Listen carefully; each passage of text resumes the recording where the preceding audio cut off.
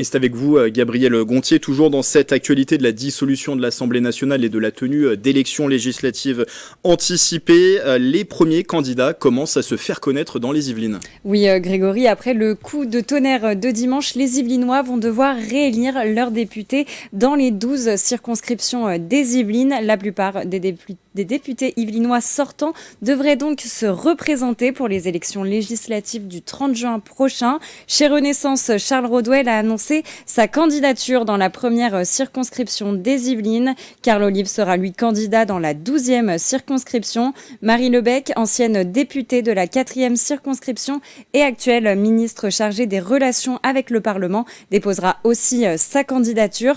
Du côté de la gauche maintenant, des candidatures également. Le candidat de la France insoumise, William Martinet, sera de nouveau candidat dans la 11e circonscription. Dans la 8e circonscription, l'écologiste Benjamin Lucas se représentera également. Après avoir s'il y a une union de la gauche, puisque plusieurs formations de la gauche ont appelé à un front populaire pour ces élections anticipées. Alors d'autres anciens députés devraient annoncer leur candidature d'ici le 16 juin. On rappelle que c'est le jour de clôture officielle pour le dépôt des candidatures et nous l'avons appris hier soir pour faire face au Rassemblement national largement en tête dans le département. Justement, la gauche a décidé de s'unir.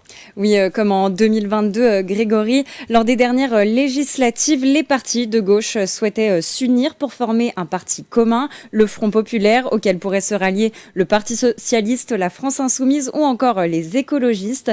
Pour rappel, en 2022, la NUPES avait obtenu de bons résultats dans le département en faisant alliance. Enfin, en pleine campagne également, le parti Renaissance organisera, lui, ce soir, sa réunion d'investiture. Et donc là, ça approche à grands pas, cette échéance, une campagne express qui va nous séparer des quelques jours d'ici ces élections législatives. On vous rappelle le calendrier, le premier tour aura donc lieu le 30 juin, le second tour se tiendra le 7 juillet avec une période pendant laquelle vous serez peut-être sur la route des vacances. Alors une solution pour voter, c'est tout simplement la procuration.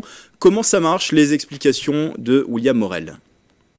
On vote pour les législatives le 30 juin et le 7 juillet, mais si vous ne pouvez pas vous déplacer, il est possible de faire une procuration mode d'emploi.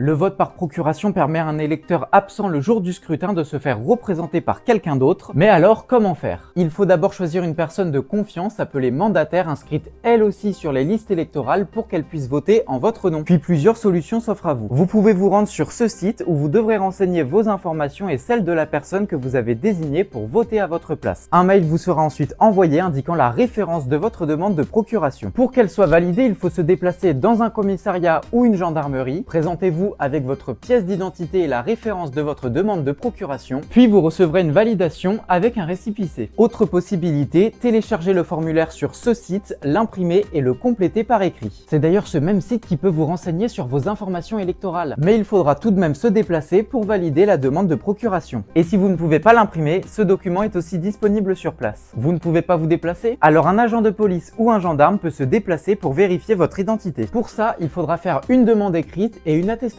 sur l'honneur expliquant votre situation. Et bonne nouvelle, si vous disposez de la carte d'identité numérique, vous pourrez déposer votre procuration en ligne sans avoir à vous déplacer. Enfin, le jour du vote, si votre mandataire n'habite pas dans votre commune, il devra se déplacer dans votre bureau de vote pour y déposer le bulletin en votre nom. Mais attention, en France, votre mandataire ne peut déposer qu'une seule procuration. Même si aucune échéance n'est prévue, il est essentiel de faire les démarches le plus tôt possible pour s'assurer que tout soit en ordre le jour du scrutin. Car à cause des délais d'acheminement et de traitement, vous risquez de ne pas pouvoir voter si votre mairie ne reçoit pas votre procuration dans les temps. Et si vous avez d'autres questions, n'hésitez pas à jeter un coup d'œil à ce site. Et surtout, n'oubliez pas, si vous n'êtes pas disponible le jour des élections, la procuration est une solution pour faire entendre votre voix. Et la tenue de ces élections législatives anticipées chamboule aussi de nombreux dossiers et notamment en raison de la période de réserve électorale qui précède l'organisation des élections législatives. Oui, Grégory, et cette réserve impacte notamment un dossier brûlant, celui concernant la construction du centre pénitentiaire de Magnanville. La concertation préalable sur ce projet a été reportée. Elle devait se tenir du 10 juin au 26 juillet. La nouvelle date n'a pas encore été communiquée. Un report dans un un contexte déjà tendu. Pour rappel, il y a quelques mois, près de 400 personnes s'étaient mobilisées pour s'opposer à la construction de l'établissement. Allez, on sort de cette actualité pour parler à présent d'un incident sans gravité qui s'est déroulé, qui s'est produit aujourd'hui au château de Versailles. Oui, les visiteurs du château ont dû être évacués en début d'après-midi à cause d'un incendie. Le feu aurait pris sur le chantier d'une toiture du domaine royal, selon nos confrères du Parisien. Le feu a été rapidement maîtrisé, heureusement, par les pompiers, et le château a pu rouvrir dans l'après-midi. Alors pour les jeunes qui s'apprêtent à découvrir l'enseignement supérieur, une nouvelle phase d'admission pour les candidats débute aujourd'hui. Oui, la plateforme Parcoursup a ouvert aujourd'hui sa phase d'admission complémentaire. Objectif, offrir une seconde chance à ceux qui n'ont pas reçu de proposition d'admission en phase principale ou dont les vœux sont encore en liste d'attente. Les futurs étudiants pourront ainsi formuler jusqu'à 10 nouveaux vœux dans les formations où des places sont encore disponibles. Cette phase se clôturera le 12 septembre prochain. Pour rappel, cette année, plus de 945 000 postulants ont candidaté sur Parcoursup. Une fin de carrière, il s'agit donc de celle de Quentin Lafargue, le cycliste. Oui, sur une vidéo postée sur son compte Instagram, l'Yvelinois a annoncé avec déception ne pas avoir été retenu dans l'équipe de poursuite par équipe, ce qui signifie qu'il ne participera pas aux Jeux Olympiques cet été. Une désillusion pour le champion du monde du kilomètre 2019 et multiple champion d'Europe de cyclisme sur piste, qui rêvait d'atteindre à nouveau cet objectif.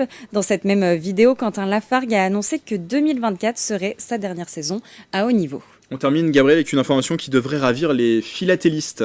Oui, pour marquer les 50 ans de la création du GIGN, La Poste va éditer un timbre inédit tiré à 600 000 exemplaires. Vous le voyez s'afficher sur vos écrans. Le timbre présente un gendarme masqué de profil tourné vers un écusson. Le timbre sera vendu en avant-première à Versailles du 13 au 15 juin. Ce choix n'a pas été fait au hasard puisque le GIGN est installé sur les hauteurs de la Cité Royale. Prix de cette pièce inédite, 1,29 €. Merci beaucoup Gabriel pour toutes ces informations, actualités riches dans le département des Yvelines.